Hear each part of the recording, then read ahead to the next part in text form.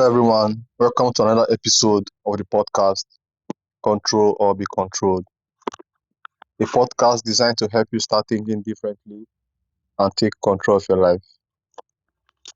I remain your host, Darlington.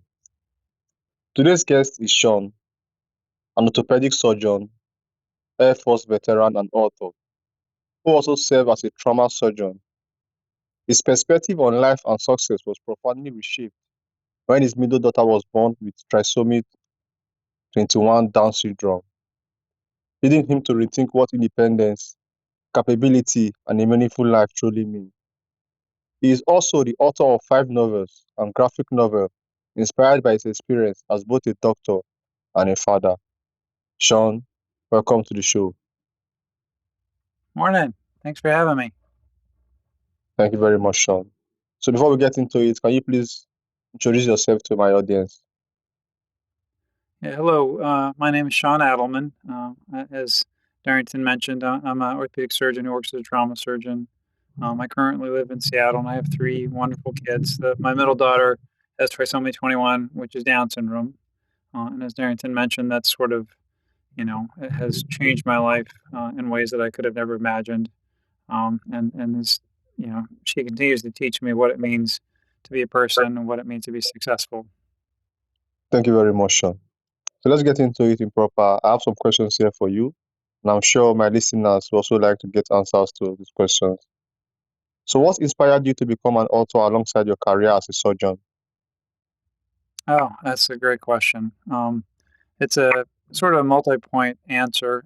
I started thinking about becoming an author when Devin was little, when we were still living in Michigan, and really, it was at a time in my life when I thought success meant being, the Surgeon General, the best, running a company, and my ideas of what success meant were at that point. And what I found through her was that a lot of people underestimated what she was capable of, and there was a lot of things out there that were educational, a lot of misconceptions, even in the medical community. I can tell you, when she was born, even though I was a training surgeon at the time, what we understood about her was very limited, and we didn't even know that. And so I started writing just because I wanted to put something out in the universe that allowed people to see what she was capable of, but I didn't want it to be in a textbook format. I'd written scientific articles and that sort of stuff for many years, but I wanted to write something that was more personable, so that people who could read what I was doing, what she was doing, could identify with her in a way that was more tangible. And so the idea was, I read fictional stories. They were young chapter books. It's sort of a Nancy Drew type thing, where she was a protagonist, and all the things that the protagonist and the stories did were things that my daughter Devin actually did in real world settings. And so it was a way to sort of educate people on possibilities, what you could become, without sort of having it in a textbook format. And so that was the idea. I want to do something different that brought the reality of the world in a way that was tangible and meaningful. And as you know, in the world we live in, it's very divisive, and there's a lot of things going on. Having somebody you can identify with in a way that's tangible is hard. And chapter books. I love books. I've always been enthralled with stories, and I thought bringing a story to life that allowed people to sort of relate to something on a different level would be more tangible for families. And I pictured parents sitting down with their kids and reading this chapter book. And then as kids got through early elementary school, to be able to read this. And early on, that's what Dev and I did. We actually went into classrooms in elementary schools, and actually, read the books in libraries in elementary schools around Seattle. Okay, thank you very much for that, Sean. So let's get into the next question I have for you. From your experience as a parent, what would you say to someone who has just received a new diagnosis for their child? Yeah, those are always really hard questions, and how people respond to difficulties varies a lot. And what I would tell people is, Devin, using my daughter as an example, I think you don't discount possibilities. What you think makes people happy and what you think makes people successful is not always the truth. My daughter currently is employed. She lives by herself. She has a fiance. She's a happy person, has a happy life. And and what does that mean? And what I tell parents now is you don't know what your expectations are going to be for any of your children. All you can do is have expectations they're going to be happy and healthy and expose them to things that they need.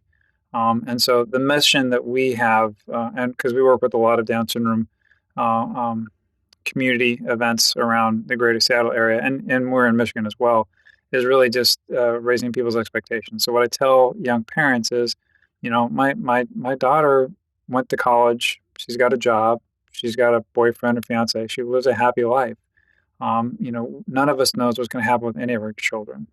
All we can do is have expectations and then support them, regardless of whether they have a diagnosis or not. And I think that's the fallacy that people fall into is, Down syndrome is an easy thing to see. It's a diagnosis. Children and adults with Down syndrome tend to have certain things that make them look slightly different than other people, so they're identifiable. But having three kids, I can tell you all three my kids are different, and my expectations of them all change as they grow up.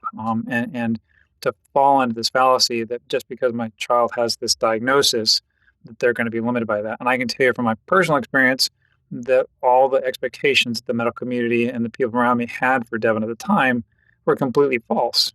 And that's not the same for all kids, but I think it's important that parents know that there are possibilities out there. And that's one thing Devin says. That's her tagline, is she's an ambassador to possibilities. You don't know what you don't know. Okay, so can you tell the listeners how has working as an orthopedic and trauma surgeon shaped the way you see life, resilience, and human potential? Yeah, I see a lot of really challenging things. My current job means that I'm taking care of a lot of people with difficult problems and a lot of end of life situations. And I see what happens to elderly people who don't have a support network. And so my job gives me perspective on what success and happiness means because I see people at their worst, and it allows me to be more thankful for what I have, frankly, and wanting to live in the moment. And appreciating those little things that you do each day are important. When I was young, I thought being successful meant I had to run everything and have a big picture impact on the world. And now I appreciate that those little moments throughout the day and those points of light that you affect individuals that you take care of is very important. So I think the things that my job as a surgeon has afforded me is perspective. I have a very unique perspective on life and happiness because I see people at their worst. But also, it uh, forces me to appreciate the time I have with my family because, I'm either on or I'm off. My life is very binary. I'm either with my kids and appreciating the time I have with them, or I'm not. So being a surgeon has given me both perspective, but also appreciation. And one of the things that I do as a surgeon, especially as a more senior surgeon now, is I have a lot of young partners who they've got little kids, babies, and they're so focused on, you know, paying the mortgage and getting through life and working too hard. And a lot of what I do at work is really counseling my young partners and that your kids are this age for a very short period of time. Focus on what's important. Your life as a surgeon is very important, but your life and your family are just as important. And we often sort of negate that when we become so single minded. That doesn't mean you don't work hard to be successful and become the person you want to be, but you also have to prioritize things and compartmentalize your life so that you can enjoy those moments as well. Okay, Sean. Sean, you have a lot of creative work, books, and graphic novels. Is there a particular project that feels most meaningful to you personally? Oh, that's a great question. I love that creative part of my brain. That's what keeps me sane, honestly. So much of work is just focus on real world things that having this creative part is my favorite project, honestly, was my graphic novel, Eximius. I wanted to make something that was tangible, that was approachable for everybody. And I got to work with this amazing artist from Italy. This project took me several years. It took me a year to find him and write the story, and 3 years of production and writing, and lots and lots and lots of hours doing that. And I think it's something I'm really proud of. And I'm proud of what we have, but honestly, the process of just having the story come to life and seeing your words and pictures by a very gifted artist that you worked really closely with is really beautiful. I can't really, I love the creative part, with books. Creating the story is the best part. The editing and all that other stuff is I'm terrible. Editing, marketing, that stuff I'm terrible at. The creative process where I blossom. And with a graphic novel, I got to take that to another level. And once again, just seeing uh, somebody I had become close to uh, see what I was seeing and putting that into art was just wonderful. I still have all three volumes that I page through periodically just because I love looking at them. So I love everything I've done, but that's definitely my favorite. And not just because of what we produce, but just the process, just the creative process and getting to work with people was really great. And I think the message is wonderful, and I love that. But the process was really fun for me. So, can you tell us the mission behind Raise Expectations? What change are you hoping it will create? I think as we've been doing this for a long time, we all have our little shtick and our little purpose, and the reason we came up with the saying raise expectations because that's really what it's about. When Devin was little, I had other physicians who had children the same time as Devin who had Down syndrome as well, and I saw how they approached and how they changed their life in a way that wasn't positive, and I didn't want that to be ours. So raise expectations is literally that. What we say, our tagline is it's the dignity of failure. If you don't give your loved ones a chance to fail, they will never succeed. Now, that's with everything in life. That's with you, me, everybody, but particularly for people with intellectual development disabilities, if they're never given a chance, in other words, they don't have the expectation that they're going to be able to achieve anything, then they never will. They simply won't. And my family has seen that time and time again with Devin's friends, family and friends who just do not think that they're capable of what they're truly capable of, so they never get the chance. And so our shtick, if you will, is the dignity of failure. Everybody deserves a chance, and so our job is not to set up hurdles. Our job is to encourage and know that if they fail, they'll have a soft landing. So we don't lower the bar for what we think. We raise the bar, and if they don't get over the bar, then we're there to catch them. And they get to try again and again and again as many times as they want. The one thing I will tell you about Devin, and with all my children, I want to be very clear. I have a beautiful family, but a lot of the conversations that come around Devin, that girl never gives up ever. Like she will again and again and again and again, and she'll never get upset with herself about it. She just keeps trying. And those are lessons I've learned. I used to be somebody who thought, if I didn't get it, then I wasn't good enough. And now I know, if I fail, it's okay. I just get another chance. And that's easy to say, but it's very hard in real world life to say. So raise expectations is exactly what we say it is. We want to raise everybody's expectations about what is possible. We want to encourage people to fail, which is sort of a misnomer in today's world. But you have to fail. If you don't fail, you're not trying hard enough. You haven't done enough. Those sports sticks about you miss every field goal you don't attempt is true, but it's true in a very fundamental way in life. And those are the messages we try to get. And that's why we have the books and Devin talks and the stories is so people can see that, first try didn't get her there. It's the 100th try, it's the 1,000th try, which once again is a topic that everybody talks about. But in real world, unless you have those expectations, and we tend to look at people with intellectual and developmental disabilities as sometimes less than. And it's not just that group, but we can all talk about underprivileged people on multiple levels because this is for everybody. I didn't grow up as a physician. My dad was an enlisted military person. I didn't even know what it meant to get into med school.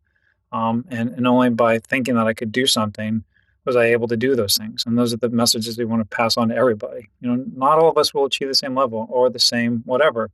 We just have to achieve the level we're capable of. And if we're not given that opportunity for those around us to believe it, then they won't. And there have been a lot of studies looking at how those around us affect our abilities. And if you lower the expectations of your loved ones, family, friends, everybody, then they will not achieve it. And that's been shown time and time again. So those aren't just words, those are realities that we need to drive in our society so people can sort of appreciate what they do and don't have. And part of that comes into value. You know, what we value in Devon may not be what she values in herself, and we may not even know what those values are. You know, and we can talk about workplace and how those things fit, but ultimately, it's about raising your expectations and making sure that people feel that they can fail and be okay with that. Okay, Sean. So, in what ways has your understanding of success evolved through your experience as a father and surgeon? Um, my my feelings about success have changed dramatically, and I think I alluded to that a little bit. You know, when I was young, I took on challenges because they were challenges, not because I thought I was good at something. I just if it was the hardest thing I could do, then that's what I chose, just because I had this fundamental need to challenge myself. And so early in my medical career, I was thinking about things like Surgeon General and these, huge things that I can talk about for hours that your listeners don't need to hear. But those things changed as I had a family, and I want to be very clear. I'm not saying that being the CEO of a major corporation is not a laudable goal, um, but it doesn't have to be your only goal, and it's okay for your goals to change. And for me, life was about being a surgeon, but also being a dad, and I didn't really appreciate what that meant until I had kids, and I appreciated that how I influenced them and the time I spent with them was going to affect them.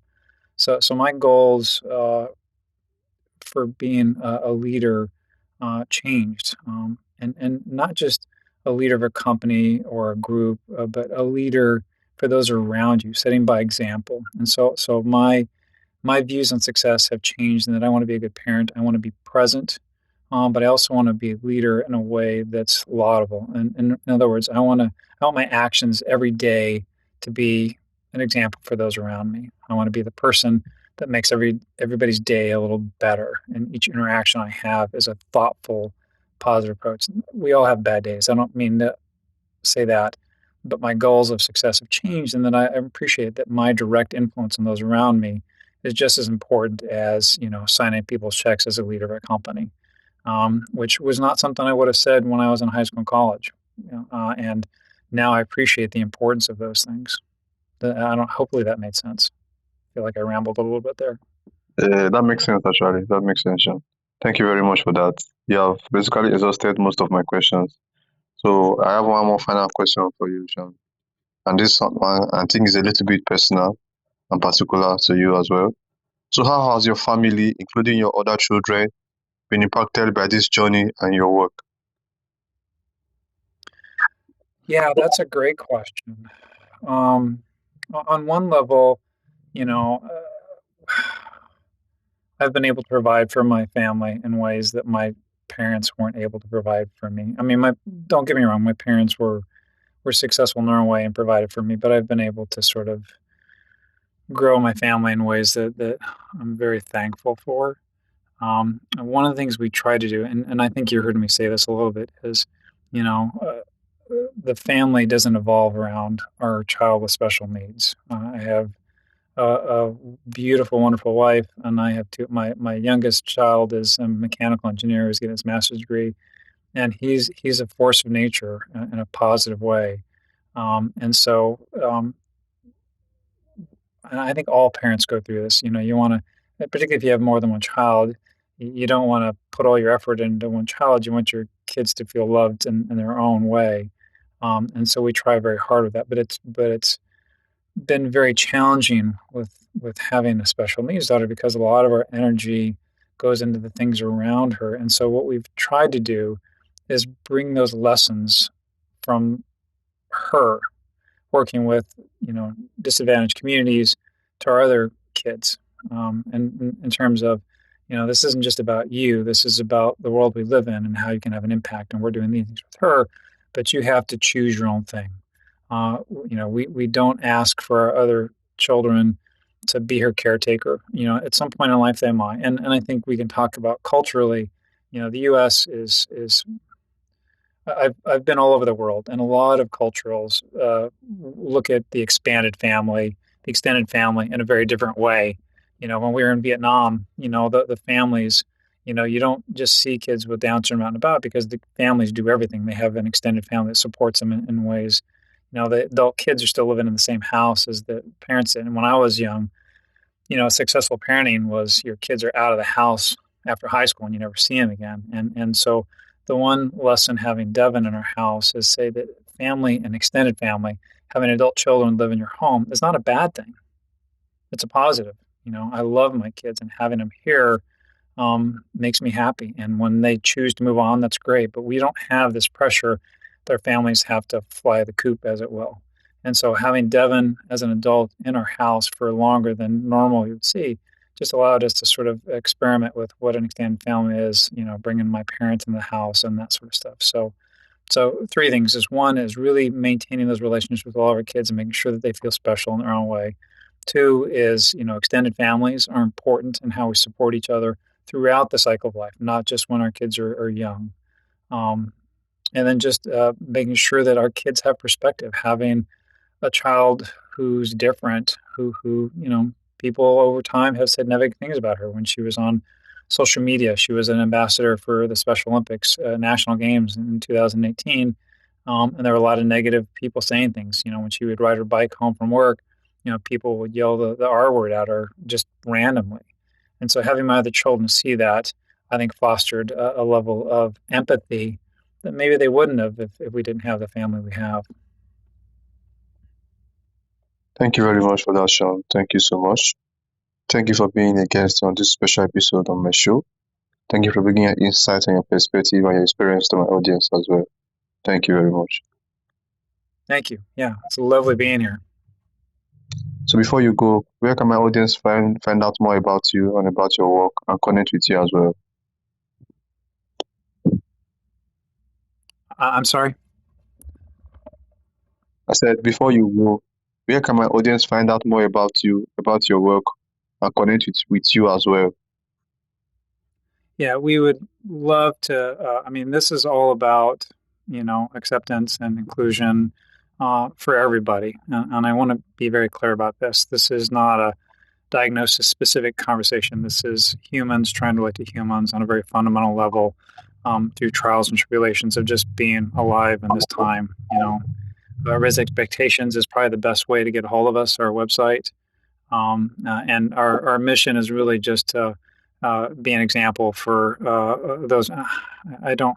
We don't like to say inspiration because that implies something that we don't. We want to be examples of what life can be for people if they choose to be it. So the best way to get a hold of us is raiseexpectations.com. We do have some social media. I'm admittedly the worst marketing person in the whole world.